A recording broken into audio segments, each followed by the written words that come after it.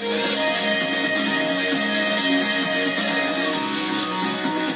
back at Business Hour and we are talking about a belly delicious topic, Esting's Bellichon. Before we go on, bakit pala tinawagan Esting's? Rolly ka? Yes, sir. Nickname ng father ko. Father mo Esting's. Esting's. So, pinangalan mo sa kanya? Pinangalan ko sa kanya kasi unique name. It's a unique name. Brand recall eh. Name recall. Kailangan ng Esting's. Particularly sa atin sa Fernando, alam natin yun. And then, kaya ang Esting's is matandang nickname talaga eh. Traditional na name na pangalan na name. Tsaka mga tang-Esting. So, kahit anong arrangement pwede, basta bigyan ka lang ng due notice. Kung sa delivery, sa quantity, at sa size. Yes, sir. Okay. In fact, kung gusto nilang, kung may sticker sila, gusto nilang idagdag yung corporate logo nila, pwede natin magawa yun. Okay. Ngayon, kanina pa nakangiti sa atin yung Bellichon na yan. Siguro, kunyari, kami ngayon, gusto namin kainin yan. Pakita mo nga kung paano sinishare yan. Actually, sir, kahit wala kang knife o kahit gunting lang ng yung pang boning din. Ito rin, pwede na. Pwede na yan. Kasi wala na siyang bone. Madali lang siyang i-cut. So, hindi mo na kailangan yung malaking pang-cart. Hindi na kailangan po. Kahit malaki na knife, hindi na po.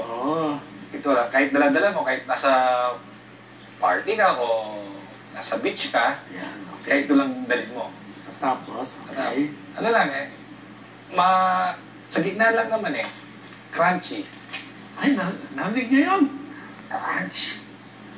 Naku. Pagkuha lang na ito, delete lang. So, parang yung kwan pala yan, ha? Yung yung king crabs. Gunting lang ang pinangkukuhan sa shell. Opo. Madali lang siya kasi wala nang bone talaga. Ngayon, anong sausawan para dyan? Actually, sir, ang sausawan talaga ng sibucho namin, kasi marinated na po siya. Hindi na kailangan ng sarsa. So, hindi na po siya. Kahit kainin mo siya ng walang sarsa or other masarap na siya. Pero sa Kapampangan, mahilig sa sausawan. Tiltil. Tiltilan. Gumawa kami ng mother ko ng sausawan na suka lang siya. Suka lang. So, ito, suka lang yan. Suka lang siya. Sukang yan, sir? Suka ng tubo. Tubo. So, hindi ito yung synthetic na suka? Hindi po siya. Natural. Natural yan. Natural lang. Gawan niya yan? Yes, sir. Organic na naman yan? Yes, sir. So ito, organic yan, ha? Very healthy. Kung makikita yun, sir, juicy na juicy talaga siya pag kinain. Dali lang, sir. Kahit mag-serve lang ganyan, kahit bigay na sa mga bisita nyo, ito na. Yun. So, para palang McDonald's French fries, crispy on the outside, juicy in the inside. Naku! Kahit buksan mo lang, sir, ganyan, naamoy mo na, masarap. Nagulak. Lahat ng mga crew natin, ang ganda ng ngiti. Hinahanda na yata yung mga plato nila eh. So, this is consistently what you get. Yes, sir. And since marination is done in the commissary, consistent ang lasa niya. Yes, sir. And this was cooked this morning. Yes, sir. So, ang sinaserve ninyo is naluto sa site mismo just before opening. Yes, sir. Kung mapapasya kayo sa Robinsons, morning pa lang, maaamoy nyo na. Kahit dumaan ka doon, maaamoy mo na yung... So, yung linuluto naman nila noon, habang tanghali, yun ang para sa dinner na. Dinner na. So, just in time ang dating naman. Dating naman dinner. Naku. So, paano yung sales nyo? How many % is dine-in? How many % is... Actually, mas marami ang take-out. Mas masarap training kasi yan. Sa bahay. Sa bahay, nakakalas yung paa. Oo. Oo. mahirap gawin sa mall yun, ha? Oo. Tama po. Kasi, ang lechon is, nakikita natin kaysa fiesta, gathering talaga eh. Dahil tsaka yung ganyan, mas masarap sa'yo kainin kung nagkakamay ka. Kakamay ka, tama po. Oo, yung gaganon-ganon mo. Di-dribble-dribble mo. Tama po. Kaya kung mag-o-open kami another store ulit, a branch, gusto ko nagkakamay mga kumakain. Baka yun ang isang innovation mo na magkakaroon ka na lang ng panghugas kamay, finger bowl, para makapagkamay mga tao.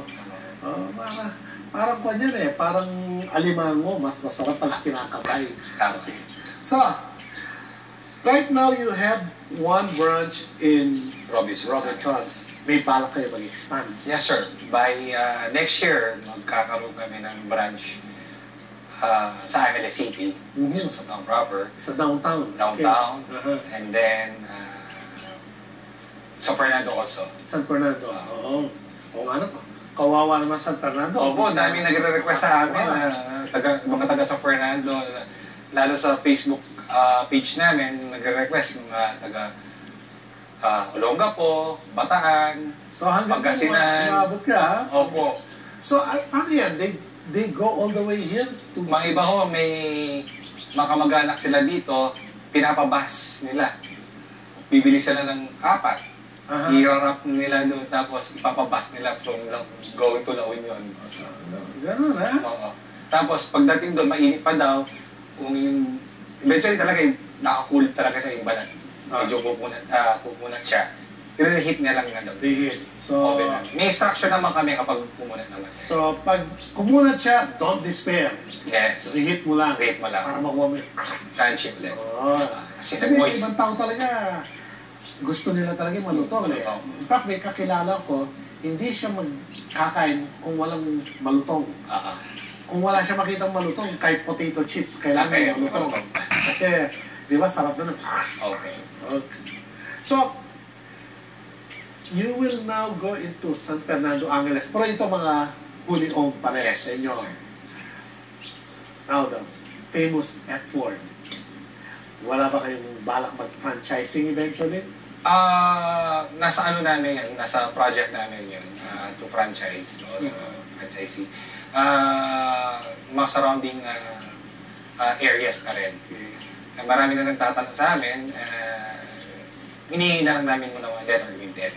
Kasi right now we are 7 months pa lang sa operations namin, and we need to put up the system. Lalo na yung system, the menu itself, and the staff, yung operations, how to cook it, ganun din yung dapat. So you're in the process of manualizing everything? Yes, everything. Dapat nakalibro, nakabook talaga, nakadetail talaga yung pag-ano. Siguro ang pinaka-pleasant problem na mangyari sa'yo, baka biglang ang Jollibee matatakot sa'yo at i-buy out ka niya ng 3 billion katulad ng ginawa niya kay Mang Inasal. Ay, mas maganda po yan. Yun yung isang iniisip namin. Siguro, pwede ka nang magpahinga doon. Pahinga naman.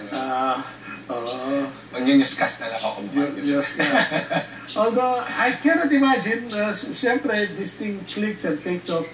Mukhang, it's an impetus for, mukhang mahilig ka sa negosyo eh. Yes, sir. If ever, baka, normally, a lot of people who go into the food, they spin off a lot of new products. Yes, sir. So right now, this is basically, it's a real Kapampangan meal, ang spin off. So baka ibang produkto. Kasi dati kung ano naman mo, food carts. Food cart, yes sir. Okay, ngayon, yung problema, how to upscale. So are you now, I heard a while ago na you're already talking with experts in the field. Yes sir, yun sa franchising na. May nakapag-appointment sa amin para sa franchising also. Also looking for that, for expansion to our business. Kasi your advantage is some people will go into franchising, they'll establish it and then they'll look for franchisees. Yes sir. Pero kayo, you already have several requests now. Yes sir. So ito yung mga customer na biglang masarap dito. Pwedeng ikuha dito. So yun ang tinitingnan niyo. Yes sir. Okay. Now, a lot of people now are saying, ay, sarap pala ng negosyo ganyan. Let's talk about lifestyle. What's involved in a business like this?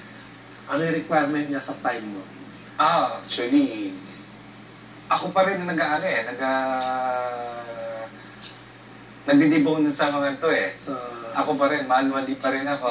Ako pa rin yung early in the morning. So, this is something that you started it early in the morning. Siyempre, hanggang gabi. Inaantay mo yung pagbalik ng mga... Oo. Ako rin yung sa production. And then, dun sa... After that, sa operations na naman, sa store naman. And, so, easily you work about 18 hours a day, ha? It's 24/7, sir. 24/7. 24/7. Ako nga pala, minsan kahit hating madaling araw, may tumatawag pa rin. Pero siyempre, ang negosyo, hindi... So these are things that come with entrepreneurship. Yes, sir.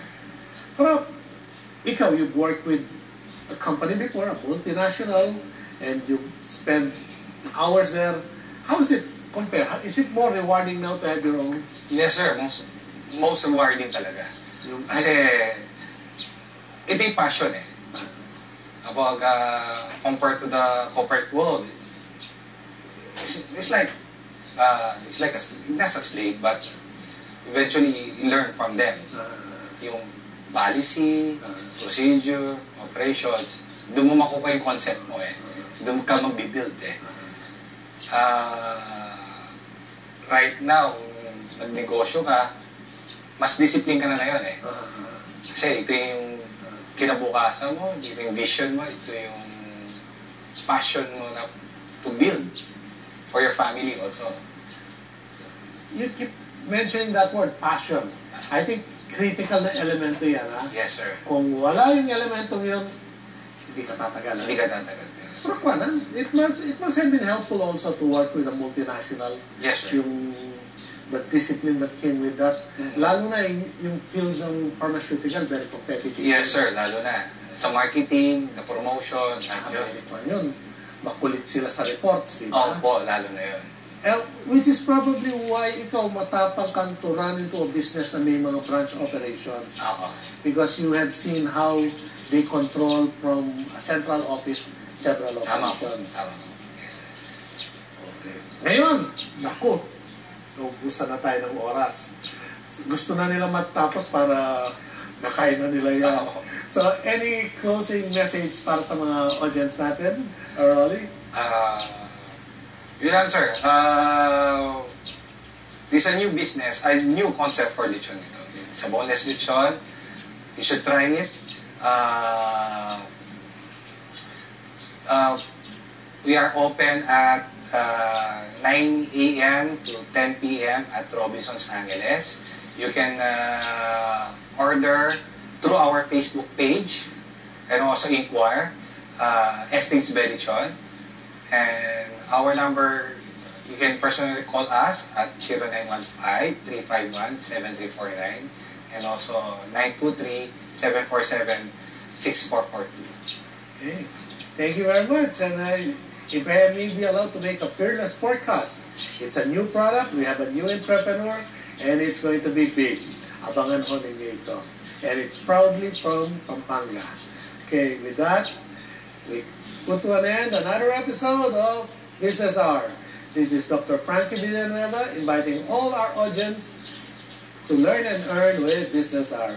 Good day, ladies and gentlemen.